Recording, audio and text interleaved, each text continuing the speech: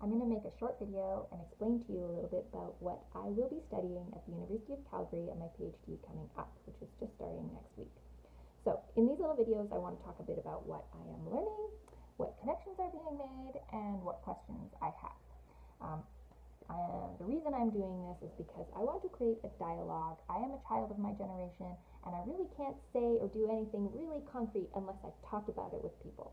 So that's where you come in. I really love for my family and friends to participate with me and come along this learning journey with me, and I'd really like your input.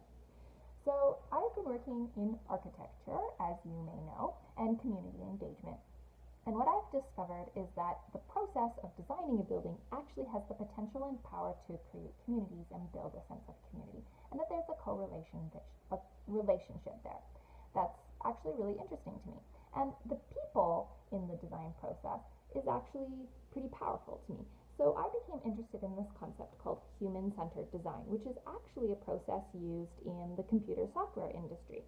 So human-centered design is now called HCI, which is human-computer interaction. It's typically called that still in the software design industry. Human-centered design is often used in other forms of design where they've translated that process into other forms of design, so product design, other areas. What interests me about human-centered design is that it talks about fostering an attitude of humility, and that the designer needs to be curious, objective, but also have a sense of empathy, because people are really important in the design process. And what's super cool about this is that this has been going on for a really long time, and that there are industry standards and a methodology that has been used, and that could probably really help in the architecture industry. So some people say to me, well, computers are not buildings. They're very different. And how can you translate one design process to another? Well, I think that you actually can. And that's basically what my PhD is going to be about. How can we use the research and knowledge that has been gained out of this methodology from the computer software design industry, and how can we translate it into architecture in a positive way? Can it help?